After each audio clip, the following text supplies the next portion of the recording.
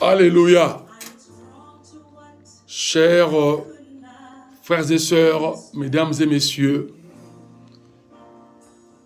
je reviens vers vous en cette nouvelle année 2022. Avant de vous présenter tous mes meilleurs vœux de bonheur, prospérité, longévité, car les vœux que nous présentons dénotent de la volonté de Dieu. C'est là où la Bible dit: bénissez-vous les uns les autres, encouragez-vous les uns les autres dans l'amour du Christ. Mais aujourd'hui, les savants du temps moderne l'ont oublié parce qu'ils sont versés dans l'athéisme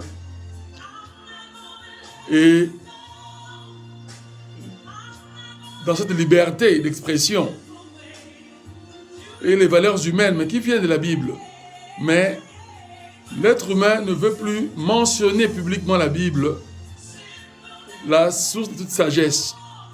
Mais l'être humain préfère prendre la place du divin et s'autoproclamer le garant de l'humanité, alors qu'il n'est que membre de l'humanité, mais il ne peut que garantir cette humanité, il peut que régir cette humanité par l'aide de Dieu, le Créateur, par la puissance du don du Saint-Esprit, transmise par le Dieu Créateur,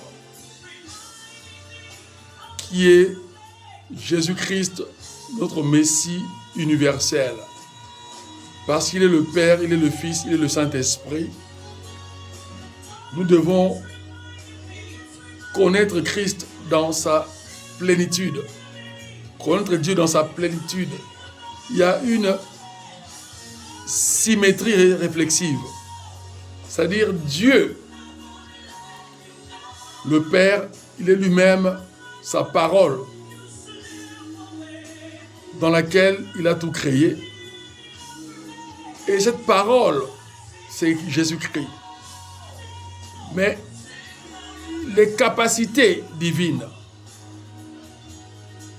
l'intelligence divine, la sagesse divine suprême et infinie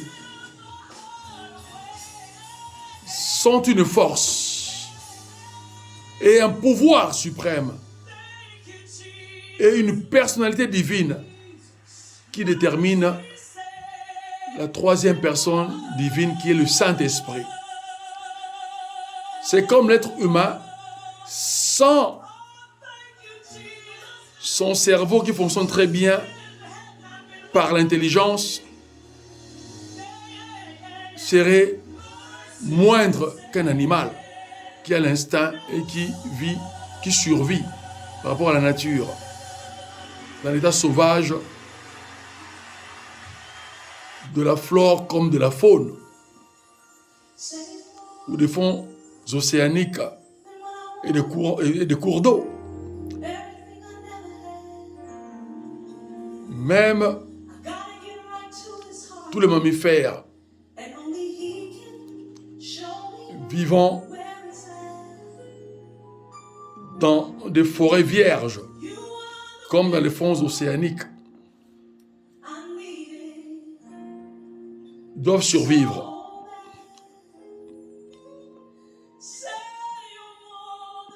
Se multiplier par la procréation et puis survivre. Mais ils suivent le code de leur instinct que Dieu les a établis dans leur cerveau. Et pour nous, êtres humains, c'est le code divin de l'intelligence. Mais coordonné et transmis par le Saint-Esprit. C'est ainsi que Dieu ne peut jamais se contredire. Il a seulement changé d'alliance. Une manière de communiquer avec l'être humain. Et des principes qu'il a toujours eus basé sur sa justice, sur son amour, sur sa puissance et sa bénédiction éternelle, Dieu a donné à l'être humain un héritage par rapport à cela. Donc Dieu veut que nous comprenions que s'il a créé l'être humain, c'est pour que l'être humain vive dans le bonheur et non contrairement. Mais le monde dans lequel nous vivons nous dit le contraire. Il y a plusieurs évangiles qui sont des moyens de communication. D'abord entre l'homme et son divin créateur, et puis aussi entre l'homme et ses créatures et les créatures de Dieu, entre l'homme et la nature. Mais là, le meilleur évangile, ce n'est que l'évangile entre l'homme et son divin créateur dans une communication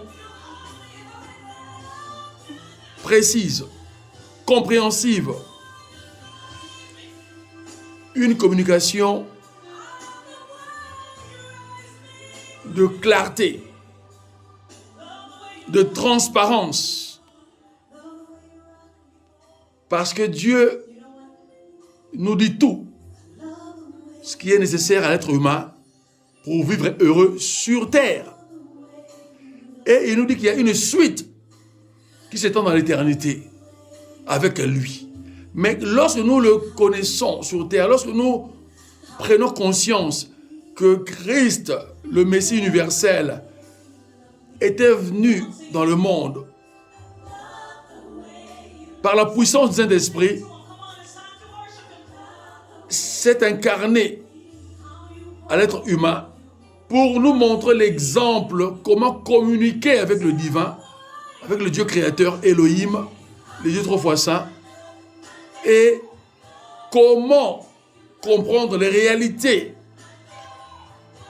du conflit que l'homme avait avec son créateur à l'origine du monde, lorsque l'homme a été établi après sa création dans le monde.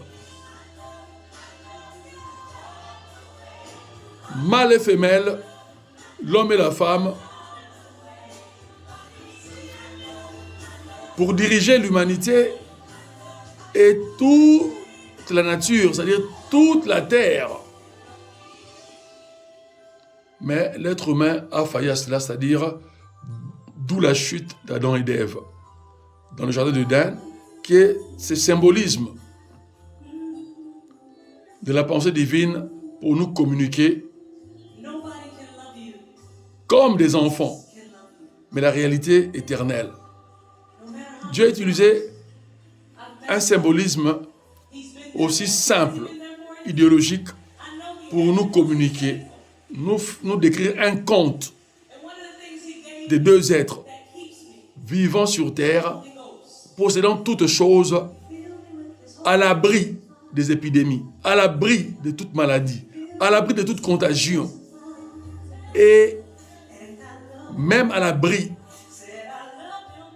de tout ce qui pourrait être néfaste par rapport à la nature. C'est-à-dire, la nature elle-même était pure à cause de l'être humain, parce que l'être humain rayonnait la divinité sur cette nature. Mais Satan était déjà là, avant que l'être humain ne soit établi sur terre. Mais Dieu avait maintenu une harmonie dans la nature. Quand l'être humain est arrivé, Dieu a donné à l'être humain ce pouvoir de dompter, dominer toute la nature, toute la classe animale, zoologique et la classe botanique, terrestre et sous-marine, c'est-à-dire la flore et la faune terrestre et sous-marine. Donc Dieu est extraordinaire. Mais tout cela pour que nous comprenions quelle est sa volonté exactement pour notre vie. C'est de vivre la divinité sur terre de rayonner le divin les uns des autres. C'est pour cela que Christ a établi le second commandement et le commandement final de l'amour agapao. Aime ton prochain, qui est n'importe quel être humain, quelles soient ses origines. Respecte l'être humain, considère l'être humain et échangez vos dons et talents. Vivez dans l'harmonie, dans la paix et développez vos talents et dons pour mieux construire l'humanité. Dans le plan divin, dans une théocratie, pour vivre une démocratie correcte.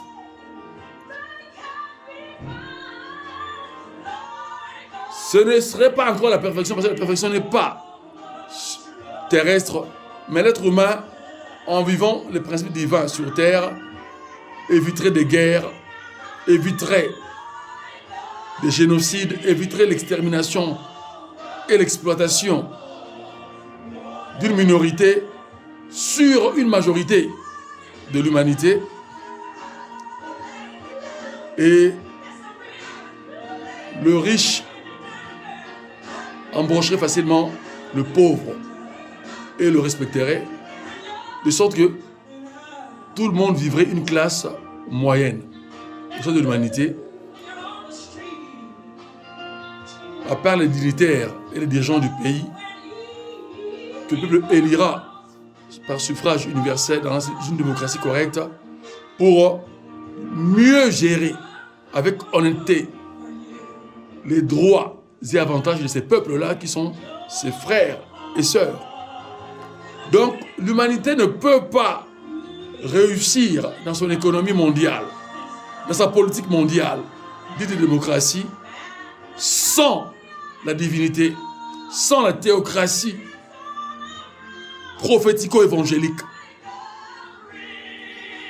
Alléluia. Ainsi, j'aimerais intituler mon thème de la connaissance de Dieu.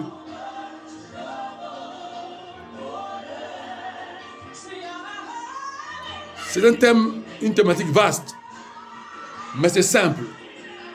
Connaître Dieu, c'est refléter Dieu, c'est vivre les pensées de Dieu, c'est vivre les habitudes, ces comportements de Dieu au sein de l'humanité. Alléluia. Et c'est ça que Christ est venu et il nous a démontré lors de son ministère terrestre. Il y a presque 3000 ans.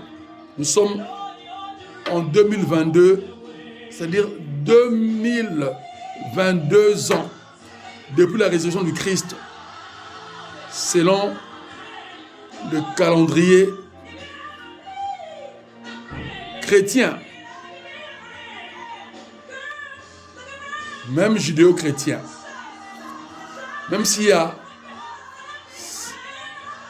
certaines différenciations des dates dans ces calendriers juifs et chrétiens, mais ce qui compte sur l'échelle internationale,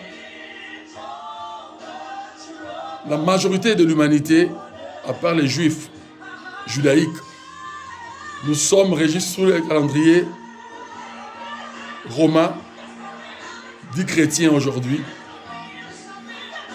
sur l'an 0, qui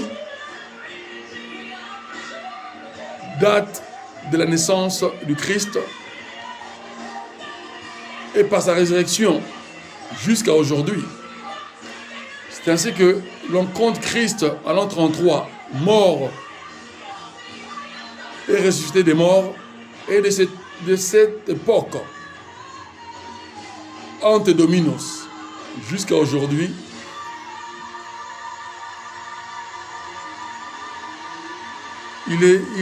nous comptons 2022 ans.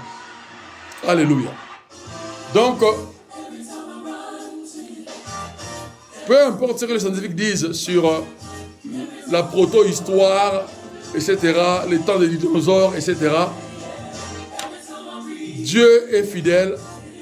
Il a créé des créatures extraordinaires. C'est dans son plan. Et il continue à révéler à l'être humain les sciences naturelles, les sciences géologiques et le reste. La technologie, la médecine, la fine médecine, etc. Mais le Saint-Esprit, qui en est le donateur, restera le suprême et c'est celui que nous devons le mieux suivre. Parce que c'est lui la source, c'est lui le donateur, c'est lui l'enseignant par excellence. C'est le grand savant de l'éternité. Mais il nous dit de ne pas négliger les sciences, puisque ça vient de lui. Alléluia. Mais de prioriser la foi pour mieux exercer les sciences humaines, les sciences appliquées, et puis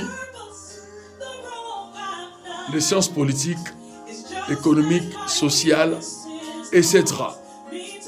au sein de l'humanité. Donc, la connaissance de Dieu, c'est que Dieu veut que nous comprenions quelle est sa volonté.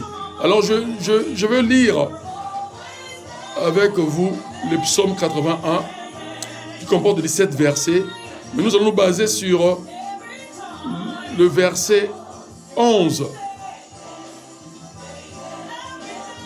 et 12 particulièrement. Alléluia. Donc, je lis Psaume 81, qui est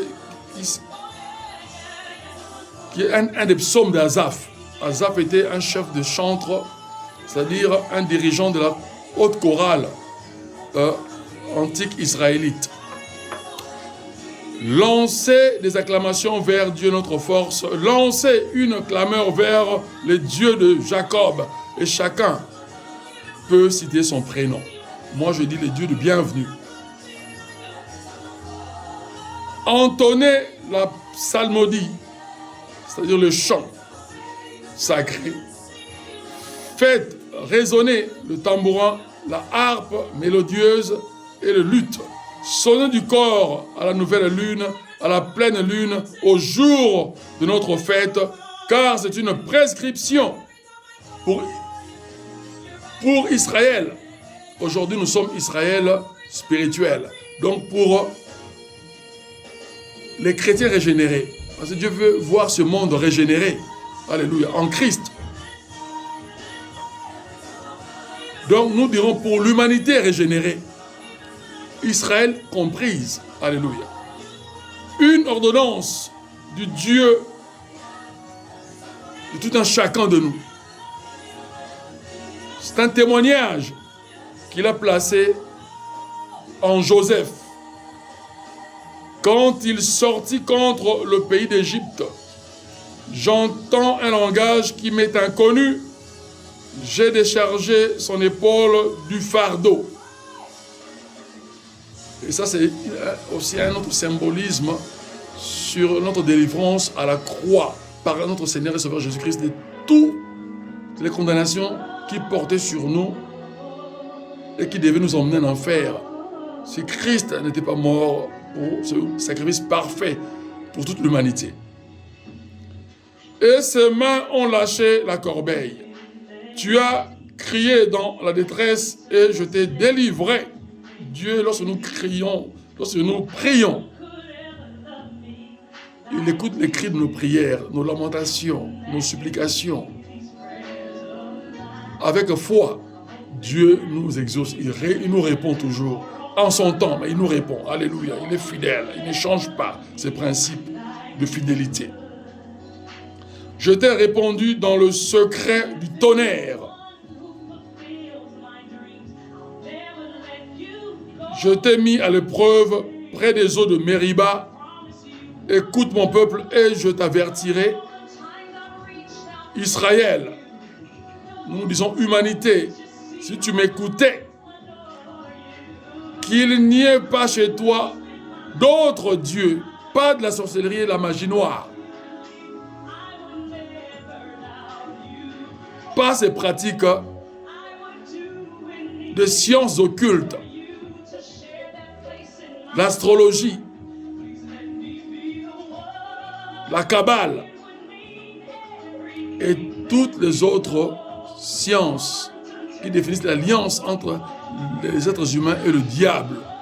Dieu nous en interdit formellement depuis l'ancienne alliance mosaïque jusqu'à aujourd'hui à la nouvelle alliance christique. L'idolâtrie est très punissable et conduit l'humanité à l'enfer au dernier jour du jugement. Je suis l'Éternel, ton Dieu, celui qui t'a fait monter du pays d'Égypte. Ouvre largement ta bouche et je la remplirai. Voici notre verset 11e qui nous concerne. Ouvre grandement la bouche et je la remplirai. Et le verset 12. Mais mon peuple n'a pas écouté ma voix. Israël et aujourd'hui l'humanité entière, en grande partie, n'a pas voulu de moi.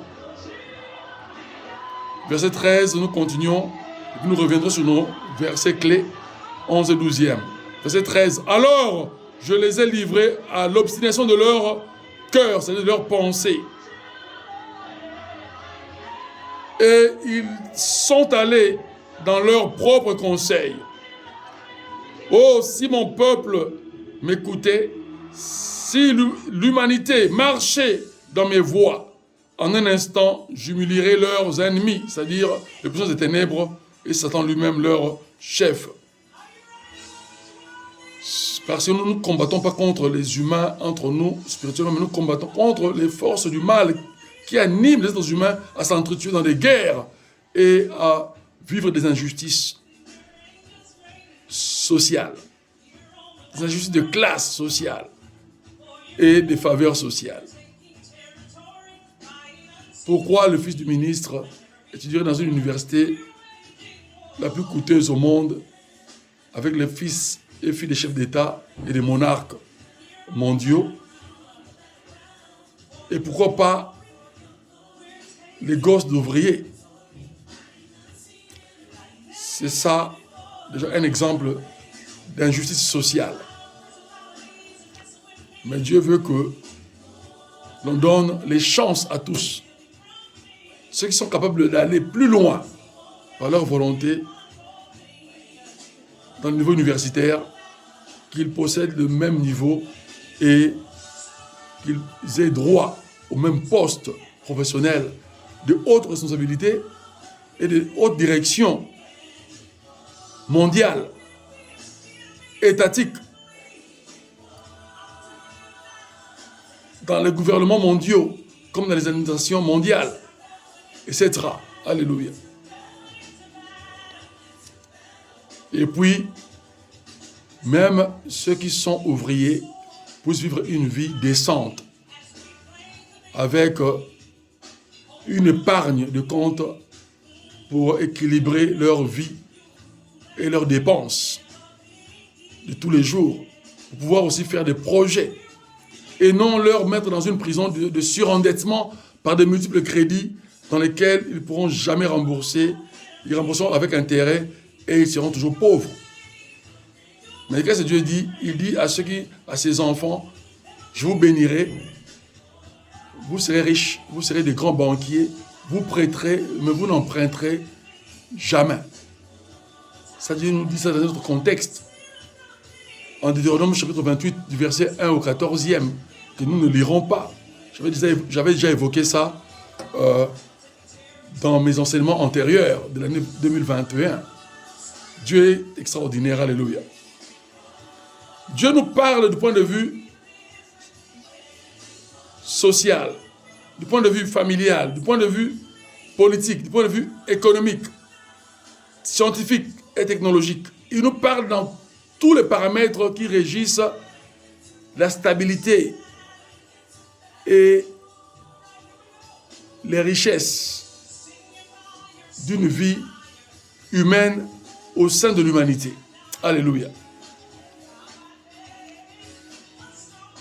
Verset 14. Oh, si mon peuple m'écoutait et si l'humanité marchait dans mes voies, en un instant j'humilierai leurs ennemis, je tournerai ma main contre leurs adversaires. Ceux qui haïssent l'Éternel le flatteraient et leur temps serait fixé pour toujours. Dieu nourrirait l'humanité, comme Israël, du meilleur froment, c'est-à-dire de la meilleure économie. Et je le rassasierai du miel du rocher, c'est-à-dire toutes les délices en Christ Jésus, qui représente le rocher des âges, le rocher d'éternité, le tout-puissant créateur. Et qui représente, ces rochers-là représentent en nous, chrétiens régénérés, une foi stable, inébranlable. Alléluia. Que Dieu soit magnifié. Alors le verset 11 et 12 nous dit, « Je suis l'Éternel, ton Dieu, celui qui t'a fait monter du pays d'Égypte. » C'est-à-dire, l'Égypte représente toute la puissance satanique pour régir l'humanité dans le mal. Dieu nous en a délivré comme il avait délivré les enfants d'Israël de la main de Pharaon, du Ramsès II. Alors, il nous dit d'ouvrir, pas moyennement, pas un tout petit peu, mais largement. C'est-à-dire ouvrir largement la bouche pour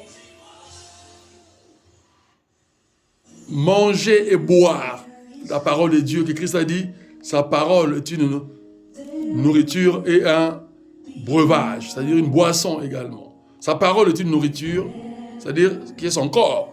Et puis son sang était une boisson pour nous, c'est-à-dire un breuvage, du vin nouveau d'éternité qui nous donne la victoire face à l'ennemi, face aux forces du mal, face aux forces de magie noire, etc., sur la personne du Christ. C'est pour cela que Christ a été crucifié à la croix et son sang avait coulé. Cette symbolique, c'était pour régénérer l'humanité, purifier l'humanité de toutes nos impiétés, c'est-à-dire les péchés originels qui étaient non pardonnables. Mais Dieu a cessé cela. Il a annulé la condamnation totale pour nous donner une bénédiction éternelle par la grâce. Mais cette bénédiction commence sur terre et va s'étendre dans la vie éternelle. Alléluia. Donc, il nous faut d'efforts. Comme un nourrisson, s'il n'ouvre pas la bouche, il ne pourra pas se nourrir.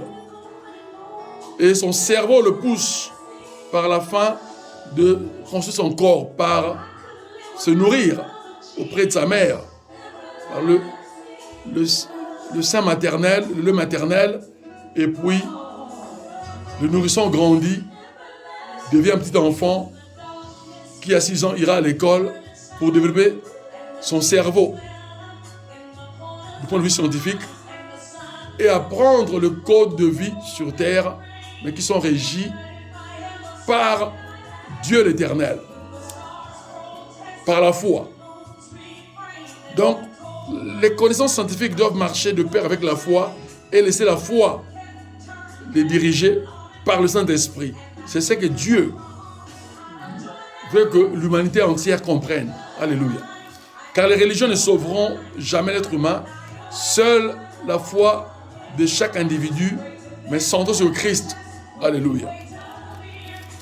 Et toutes les questions des religieux, est-ce qu'ils iront au ciel? Dieu seul sait.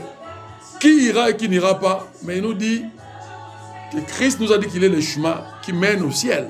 Il est l'unique chemin qui mène les êtres humains vers Dieu, c'est-à-dire vers lui-même. Alléluia. Donc, la réponse est donnée.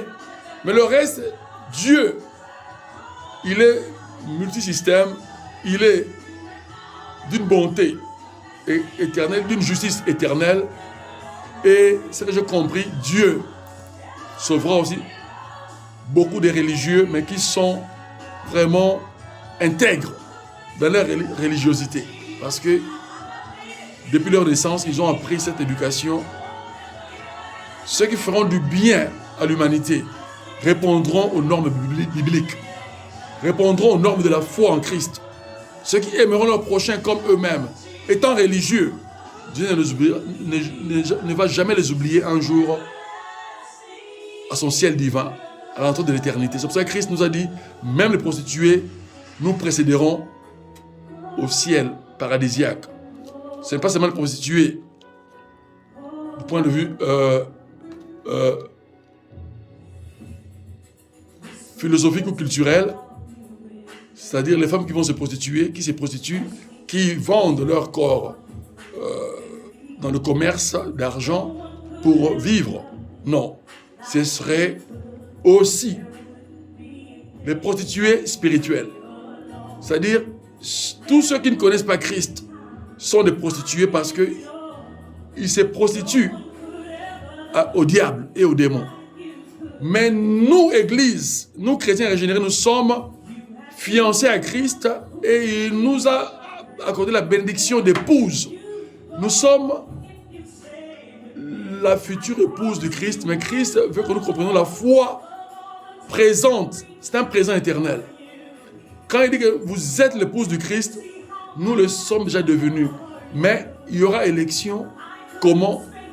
Sur la foi de chacun, pour que chacun entre dans cette corporation véritable d'épouse du Christ après la mort, face au jugement dernier, puisque ceux qui sont en Christ ne seront plus jugés. Car Christ leur passera de la mort à la vie éternelle. Alléluia, c'est ça la bonne nouvelle qui continuera à témoigner notre foi, même après la mort, même dans le sein d'Abraham, comme Christ a témoigné la foi du pauvre.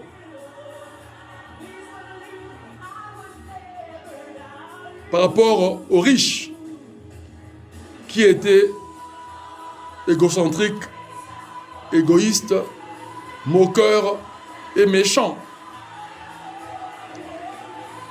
Dieu est fidèle en sa parole. Alors, comment entretenir cette foi, cette connaissance qui est une vie de bonne relation entre l'humain et son Dieu créateur? Éphésiens chapitre 6 nous dit que la foi qui est dynamique, c'est une foi qui se pratique. Et cette foi qui se pratique, et Dieu nous fait comprendre qu'il y a une bonne relation entre lui et l'humain, mais il y a aussi un conflit entre l'humain et Satan avec ses démons. Donc, la vie sur la connaissance divine, c'est une vie de relation avec Dieu, de manière correcte et fidèle, mais c'est aussi une vie d'opposition et d'inimitié entre l'humain et le diable. Alors, souvent, nous faisons erreur, comme beaucoup de religieux, comme tous les religieux font des erreurs. Ils cherchent à combattre le mal, les forces, les esprits démoniaques par leur propre force. C'est pour cela qu'ils utilisent la magie noire. Alors que la magie noire, c'est un domaine uniquement donné aux démons. Puisque la magie noire a pris cours lorsque Satan a désobéi à Dieu avec le 1/3 des anges. Leurs habilités, leur capacité d'agir dans l'angéologie, dans la puissance angélique, servant Dieu, se soumettant à Dieu, était devenu caduque. Dieu les a maudits. Donc le bien qu'ils faisaient en servant Dieu était devenu mal. Et tout ce mal-là, qui est infini, mais que Dieu a déterminé, a limité. C'est ça qui représente les puissances des ténèbres. Donc la magie noire, toutes les sorcelleries possibles. Parce que la magie noire, c'est la puissance du diable. Mais la sorcellerie, c'est l'action de cette puissance du diable, mais agissant sur les êtres humains malveillants que Satan a corrompus pour nuire les autres êtres humains, pour s'opposer au plan divin. Alors que le Saint-Esprit, lui, il obéit au plan divin et il bénit l'humanité. Tandis que la magie noire maudit l'humanité, détruit l'humanité. Jean chapitre 10, verset 10, Christ nous en a parlé dans ces termes-là, de deux oppositions entre la divinité et le satanisme. Satan, son rôle, c'est de détruire l'être humain. Il va d'abord voler ce qui est précieux à l'être humain. Il va après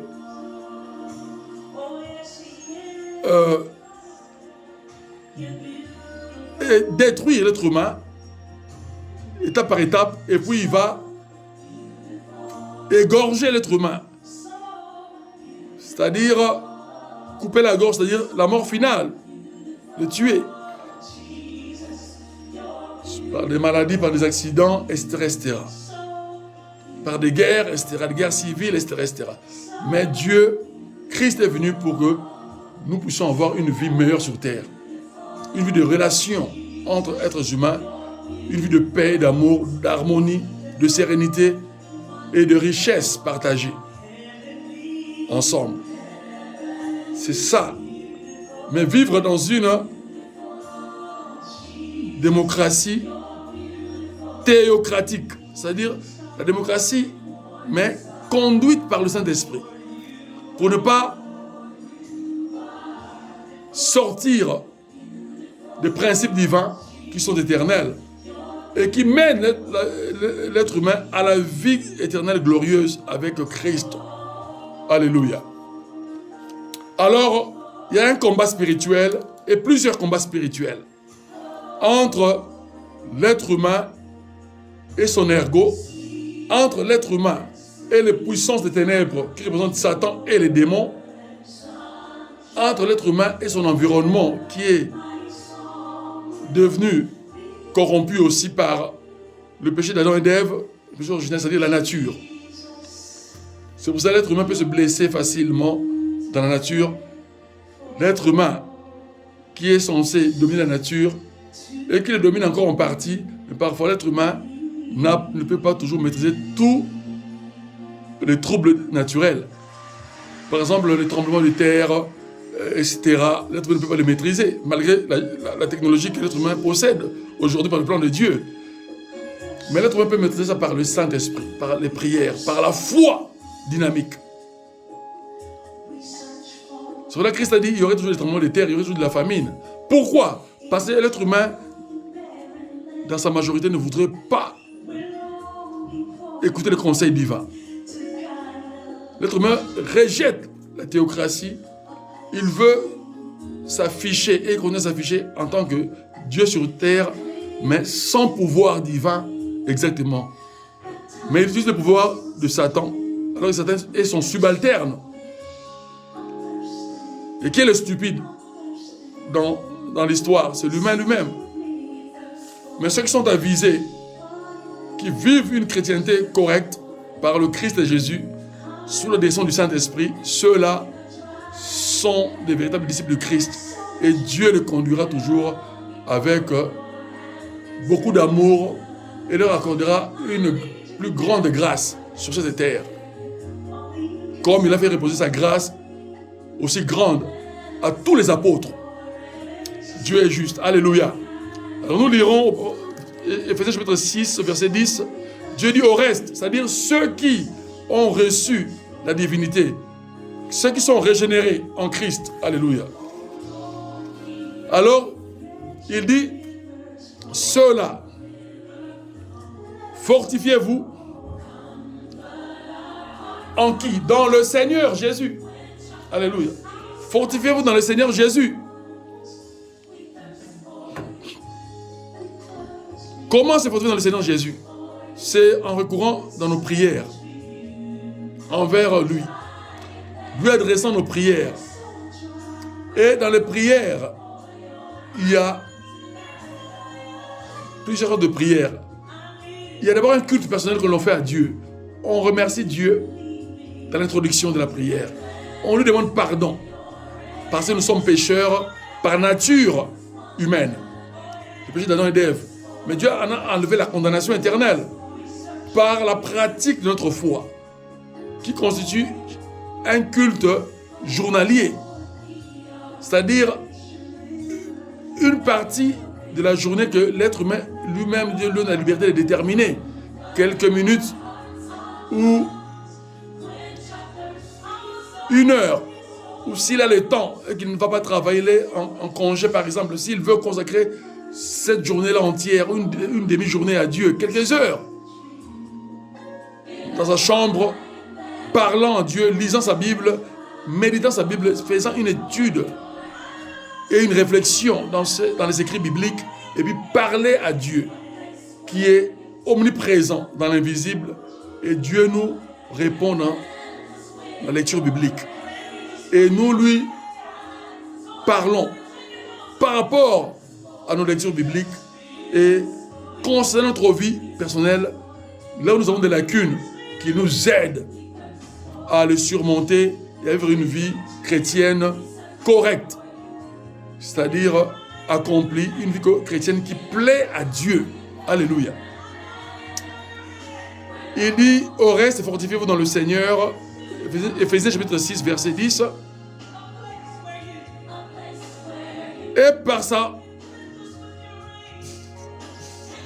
force souveraine, c'est-à-dire sa force suprême, en tant que souverain des souverains, souverain de l'univers, visible et invisible, c'est lui Jésus-Christ, dans toute sa plénitude.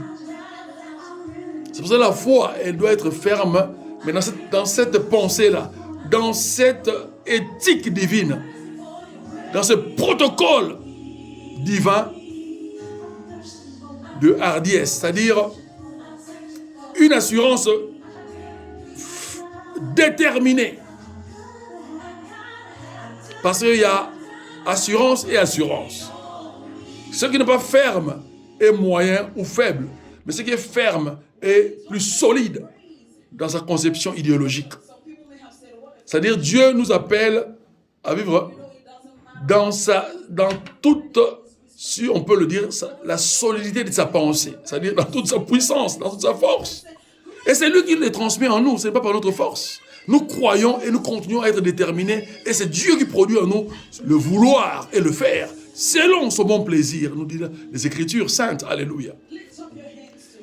Il nous dit de revêtir de toutes les armes de Dieu. Il n'a pas dit certaines armes seulement. Quand nous prions, prions en intelligence, prions aussi dans les langues, qui sont les dons des langues. Mais tout le monde a le don des langues, mais tout le monde ne puise pas ces dons des langues, n'utilise pas ces dons des langues, par manque de foi. Les dons des langues, Dieu les a accordés à tous les chrétiens régénérés. C'est le signe de la manifestation du baptême du Saint-Esprit. Parce que quand on reçoit Jésus-Christ, on est déjà baptisé du Saint-Esprit, mais les signes, l'assurance que l'on est baptisé, c'est-à-dire qu'on a acquis la puissance de Dieu, ces signes-là, cette démonstration-là, ce sont les parler en langue, que beaucoup trouvent du charabia parce que ils ne comprennent pas que ce n'est pas l'intellect à ce moment-là, mais c'est la foi. Tu parles, tu ne sais pas ce que tu dis, mais tu adores Dieu. Parce que tu as reçu le Saint-Esprit. Mais celui qui n'a pas reçu le Saint-Esprit, s'il parle en langue, ce serait des fausses langues, orientées par les démons. Comme j'ai eu l'expérience de faire une délivrance avec mon collaborateur et père spirituel en second, le pasteur Fataki Bom, de la Nouvelle-Jérusalem à la Louvière. Nous avons eu, par la grâce de Dieu, un jour l'occasion de délivrer des personnes dans l'église locale, mais des gens qui parlaient en langue, mais qui étaient des langues démoniaques. Et les Saint-Esprit a révélé cela par la parole de connaissance. Et ces gens-là, c'était des gens qui étaient dans la sorcellerie. Et ils ont confessé leurs péchés et ils ont reçu leur délivrance. Ils ont reçu Christ. Alors, ils simulaient la foi. Comme pas mal de chrétiens dans des églises locales simulent la foi. C'est ceux-là que Christ appelle les hypocrites. Comme aussi des vrais chrétiens, mais qui ne pratiquent pas correctement la vie chrétienne, qu'ils soient pasteurs, docteurs, évangélistes, prophètes ou apôtres. Celui qui n'est pas sur le droit chemin, qui feinte, est un hypocrite. Et attention, les hypocrites ne vont pas hériter le royaume des cieux, ils n'iront pas au ciel, ils ne feront pas part à la vie éternelle. C'est pour ça que Christ a dit, plusieurs me diront, et tous ceux qui me disent Seigneur, Seigneur, tous ceux-là, beaucoup ne rentreront pas dans le royaume des cieux. À cause de quoi? De leur hypocrisie qui est le mensonge. C'est une arme du diable pour déjouer les enfants de Dieu et les êtres humains d'être dans les deux bornes, nager dans les deux eaux, les eaux du mal et du bien. Alors Dieu ne se mélange jamais. Il reste le Dieu d'intégrité éternelle, le Dieu Kodesh, le Dieu saint. Alléluia. Alors, il nous dit de nous revêtir de toutes les armes de Dieu. Pourquoi? Dans le but de pouvoir tenir ferme par cette foi contre toutes les manœuvres du diable. Le diable a plusieurs manœuvres, plusieurs tactiques, plusieurs stratégies d'opération. Il essaie d'imiter Dieu, mais Dieu le dévoile qu'il est un menteur, parce que Dieu l'a limité dans sa puissance. Mais Dieu est illimité, Dieu il est multisystème, mais reste Dieu est souverain, incomparable, alléluia. Mais le diable est comparable. Le diable est limité dans sa puissance. Quoi qu'il soit un être éternel, mais sa puissance, Dieu l'a limité. Et Dieu l'a affaibli. Parce que le Saint-Esprit serait toujours plus puissante et indéfiniment et éternellement que la puissance que le diable possède aujourd'hui avec son armée. Alléluia. C'est pour ça que Christ a vaincu Satan à la croix. Et nous tous, chrétiens régénérés, nous avons vaincu Satan par la crucifixion du Christ. Mais nous devons maintenant vivre cette crucifixion dans une vie de sanctification, au quotidien. Une vie de foi pratique, au quotidien. Une vie d'amour fraternel, au quotidien. Car il n'y a pas d'amour sans foi. Il n'y a pas de foi en Dieu sans amour, agapao, ou philéo, alléluia. Dieu est extraordinaire, alléluia.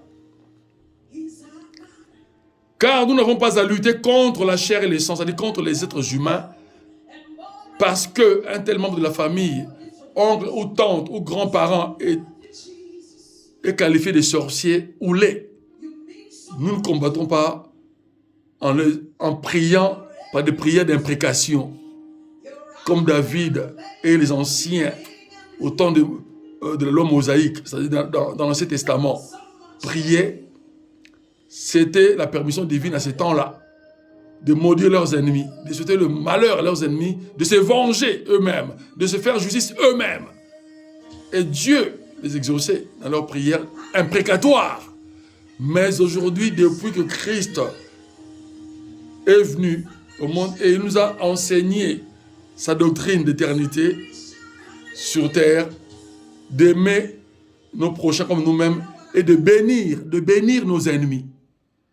Alors, celui qui te fait du mal, tu dis, Seigneur, pardonne-le. Mais fais-moi justice. Et c'est Dieu lui-même qui s'occupera du jugement de ces personnes-là. Ce n'est pas notre devoir ce n'est pas notre responsabilité. C'est la responsabilité réservée à Dieu lui seul, de punir tous les méchants, démoniaques ou humains. Alléluia. Donc, nous ne pouvons pas lutter contre l'humanité, c'est-à-dire contre la chair et le sang, mais nous luttons contre les principautés diaboliques, contre les pouvoirs sataniques, contre les dominateurs sataniques des ténèbres, d'ici-bas, contre les esprits du mal dans les lieux célestes. Il y a une hiérarchie satanique dans laquelle nous combattons. Les principautés et puis les dominateurs, les dominations sataniques et le reste de l'armée satanique. Nous les combattons par le nom de Jésus-Christ et nous les avons vaincus d'avance et nous continuons à les vaincre par la foi, mais une foi ferme. Alléluia. Une foi qui va de pair avec une vie de sainteté, d'honnêteté, de fraternité sincère. Sainteté à l'égard de Dieu et fraternité à l'égard des uns et des autres. Dans une justice divine, coordonnée par le Saint-Esprit. C'est ce que Dieu nous appelle à connaître dans sa connaissance divine. Alléluia. C'est-à-dire dans cette relation entre Dieu et nous, êtres humains. Régénérés, fils et filles de Dieu. Ses héritiers et co-héritiers avec Christ et Jésus. Alléluia.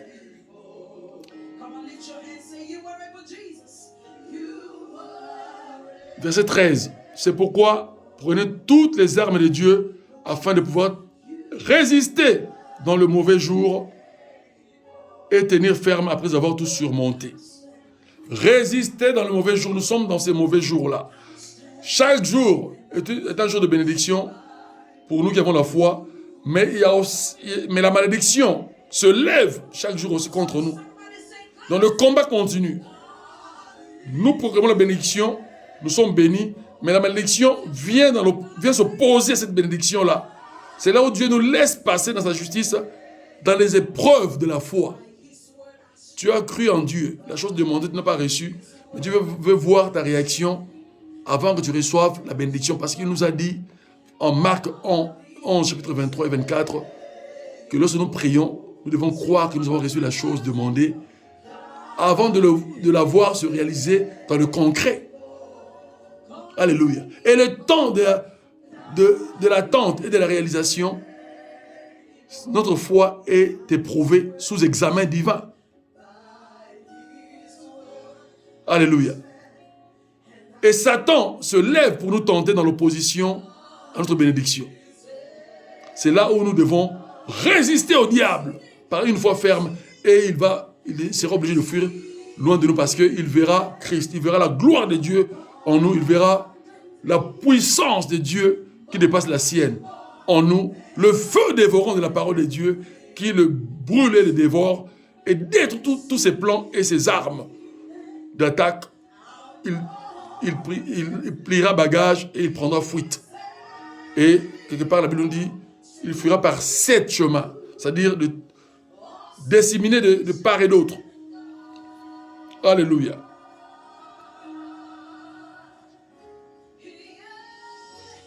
Que Dieu soit magnifié. Surmonter, après avoir surmonté, c'est-à-dire, une fois que tu as changé la donne par la prière, garde cette foi et résiste à l'opposition satanique pour maintenir cette victoire et l'acquisition de ta bénédiction en Christ et Jésus. Amen. Sur ce que tu as demandé spécifiquement selon tes besoins à Dieu, parce qu'il nous donne selon sa volonté, mais il nous donne encore plus que ce que nous lui demandons ou ce que nous pensons sans l'avoir demandé. Si nous sommes obéissants, nous sommes intègres, Dieu fera encore, nous accordera plus de faveurs. Comme Salomon avait demandé à Dieu seulement de la sagesse, et Dieu a fait plus de faveurs à Salomon. Il lui donne une richesse extraordinaire. Et il s'était réjoui de toute la joie que l'être humain a toujours désiré vivre sur terre. L'argent, le succès en tout genre. Alléluia. Mais Dieu est fidèle. Dieu nous dit de garder cette foi ferme. Alors il marchera avec nous. Et il nous dit au verset 14, tenez ferme et à vos reins la vérité pour ceinture. La ceinture soutient nos vêtements et le maintient dans une stabilité. Pour que le vêtement ne vacille pas, qu'il n'y ait pas de déséquilibre de vêtements, qu'il n'y ait pas, que nous ne soyons pas dévêtus, étant vêtus. Pour que nous soyons élégants. C'est-à-dire, port de pantalon avec ceinture. Il est vrai que dans le modernisme, il y a des pantalons maintenant aussi sans ceinture. Mais il y a des réglages selon sa taille et des réglages de boutons beaucoup plus fermes. D'où la fermeté de la foi revient toujours dans cette symbolique d'exemple. Donc, la ceinture, parce que ça maintient le vêtement en équilibre. C'est ça la stabilité de la foi. Donc, la vérité doit être notre support, notre soutien. Un enfant de Dieu doit toujours dire la vérité. C'est vrai que nous tous, moi y compris, nous ne disons pas toujours la vérité à toutes les situations de notre vie. Mais lorsque nous mentons, nous nous repentons. Mais nous devons beaucoup prier pour que nous puissions toujours dire la vérité, même face à la confusion ou face à la peur, dire la vérité et Dieu va intervenir. Souvent, nous ne laissons pas les uns des autres faire son travail à 100% parce que nous le bloquons par notre peur et notre timidité face aux situations parfois très difficiles que nous faisons face dans la vie de tous les jours. Alléluia. Donc Dieu veut que nous puissions augmenter notre confiance, moi y compris, alléluia, dans ce domaine-là. C'est pour cela que nous avons beaucoup d'échecs parce que la vérité nous manque, nous disons des demi-vérités. Il nous faut dire toute la vérité. Même quand cela est choquant, quand cela est décevant par rapport aux autres ou par rapport à nous-mêmes, il nous faut dire toute la vérité. C'est ça la confession exacte. Et Dieu nous appelle aussi à cela dans nos relations entre frères et sœurs pour acquérir une bénédiction quelconque, de prier aussi et de confesser nos péchés les uns envers les autres. Aujourd'hui, dans nos églises locales, très peu de personnes qui le font. Parce que il n'y a pas beaucoup d'amour, il y a beaucoup d'hypocrisie. Et Dieu le sait. Alléluia. Je continue.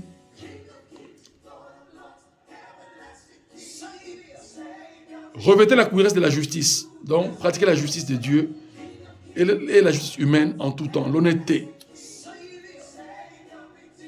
Mettez pour chaussures à vos pieds les bonnes dispositions que donne l'évangile de paix. Les chaussures représentent la protection pour notre marche, pour nos pieds. Les pieds sont des membres inférieurs qui nous aident dans cet équilibre sur la hanche. Mais lorsque nous marchons dans le mouvement, de ne pas faire de faux pas, de ne pas marcher sur les épines ou les clous ou sur les choses coupantes pour nous blesser. Donc, il nous faut des protections à nos pieds, des chaussures. C'est-à-dire, nous devons protéger notre façon de se comporter par discernement, par examen de conscience, de réfléchir avant d'agir toujours et de voir la volonté de Dieu en priorité et d'appliquer la volonté de Dieu pour lui être agréable. Alléluia. C'est là où Dieu dit, sans la foi, personne ne peut être agréable à Dieu. Mais quelle foi! De la meilleure connaissance divine, de la meilleure relation avec Dieu, de la fidélité envers Dieu.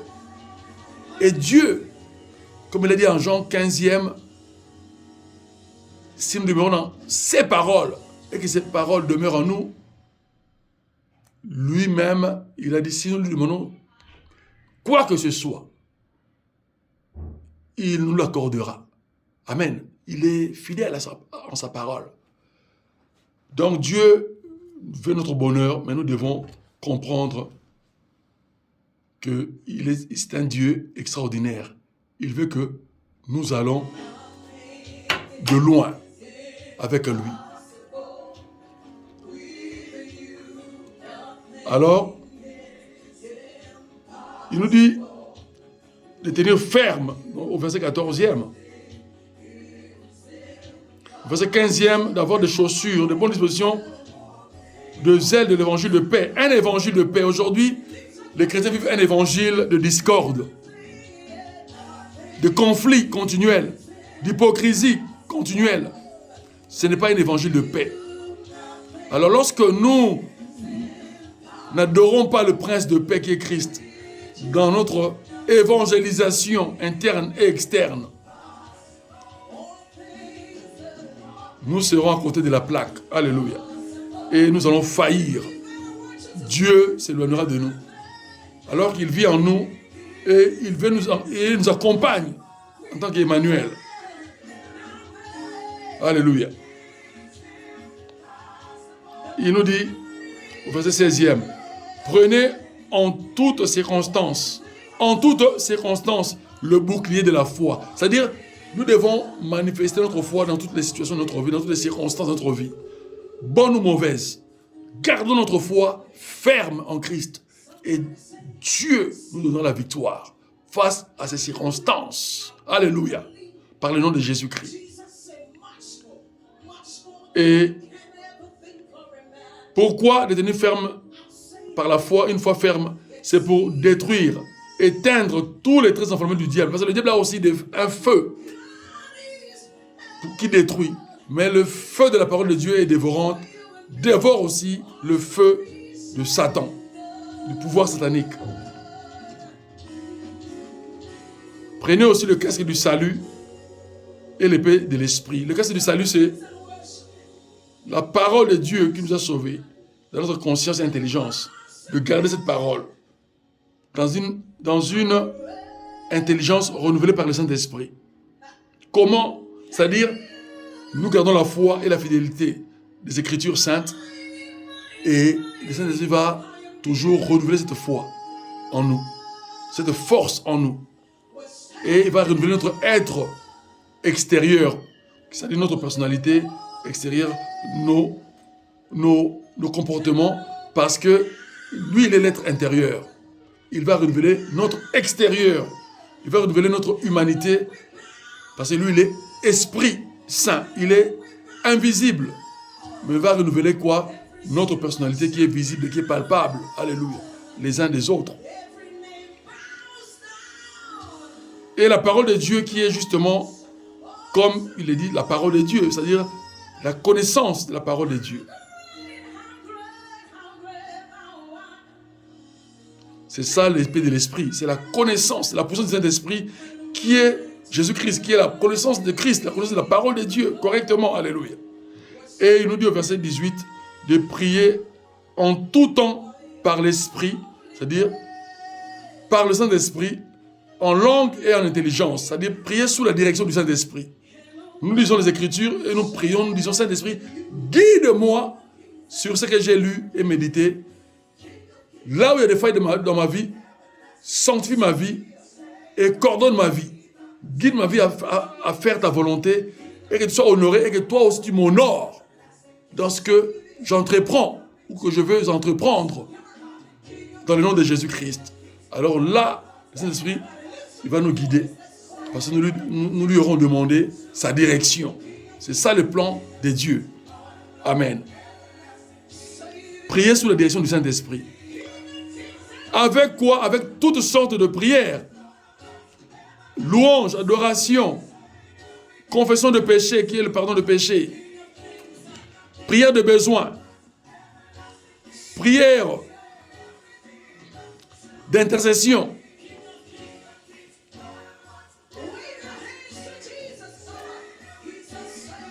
etc.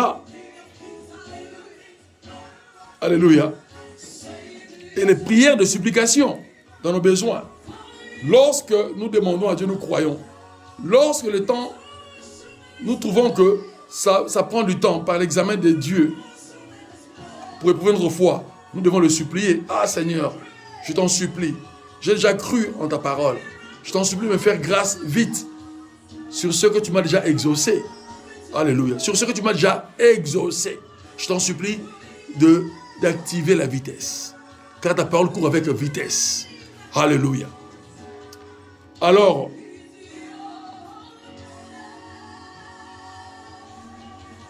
verset 18 au couplet B, il nous dit, veillez-y avec une entière persévérance. C'est-à-dire, il y a une discipline continuelle, dynamique, forte, déterminée, chaque jour. C'est ça la persévérance. Et puis, de prier pour, c'est ça le domaine de l'intercession, prier pour tous les saints, hommes de Dieu et fidèles chrétiens. Priez pour tous les saints. Et puis le verset 19, priez pour les hommes de Dieu et les femmes de Dieu d'apporter la parole de Dieu avec assurance, de foi et d'amour, agapao. Parce que souvent nous oublions l'amour agapao. Nous le disons, mais nous oublions la pratique. C'est là où la foi s'étouffe. La foi sans l'exercice de l'amour est nulle. Et réciproquement, l'amour sans l'exercice de la foi est aussi nul. Parce que ça va de pair, ça va ensemble. Il n'y a pas l'un sans l'autre. Ça va de pair. Alléluia. C'est un parallélisme qu'on appelle en théologie analytique. Parallélisme de la foi. Foi et amour. Alléluia. Mais de manière sincère. C'est pour ça que Christ a dit, les vrais adorateurs adoreront le Père en esprit et en vérité. Christ l'a dit à la femme samaritaine. Et ce sont là les adorateurs, c'est-à-dire les disciples, que Dieu demande avec souhait, c'est-à-dire il a donné l'ordre, un ordre incontestable, irrévocable, que nous soyons fidèles à lui, dans ce disciple-là, jusqu'à notre dernière heure, à notre mort physique, pour aller se reposer et attendre, dans le sein d'Abraham, attendre le retour de Christ pour le millénium, et puis le second retour de Christ pour la vie et la gloire éternelle. Alléluia. Mais pour les rebelles, ce serait la mort éternelle, qui sont les souffrances éternelles. Parce que c'est une mort à la vie éternelle, c'est-à-dire un refus de la vie éternelle, mais une vie de souffrance en enfer. C'est ce qu'on appelle la mort éternelle, bibliquement parlant. J'aimerais encore vous encourager, frères et sœurs, et mesdames et messieurs, mes auditeurs en ligne, que Dieu vous bénisse grandement. Gardons la foi ferme en cette année 2022. Dieu nous a accordé une année de plus, une bonne santé. Ne bafouons pas la bonté de Dieu. N'insultons pas Dieu. Ne soyons pas ingrats. Soyons fidèles à Dieu. Là où nous avons eu de négligence, faisons des efforts, demandons l'aide de Dieu. Il va nous aider, nous accompagner par le Saint-Esprit. Et cela deviendra facile. Car la vie chrétienne est facile lorsqu'on obéit. Parce que Dieu nous accordera de produire le fruit de la patience dans l'obéissance. La persévérance, l'amour et la foi, de produire tous les 9 fruits du Saint-Esprit et les 9 dons du Saint-Esprit. Et la foi fait partie d'un de 9 dons du Saint-Esprit, mais qui est le support de cette puissance de Dieu réceptive dans nos vies par sa transmission divine. Et que nous puissions aussi transmettre les uns des autres au sein de l'humanité. Et tout cela représente la croix du Christ. Qui est une croix romaine, mais symboliquement c'était la transmission de la puissance de Dieu dans l'humanité. Et l'humanité, dans sa réception, doit transmettre horizontalement les uns des autres. Foi et amour, agapao, fraternel. Que Dieu nous bénisse. Et à bientôt.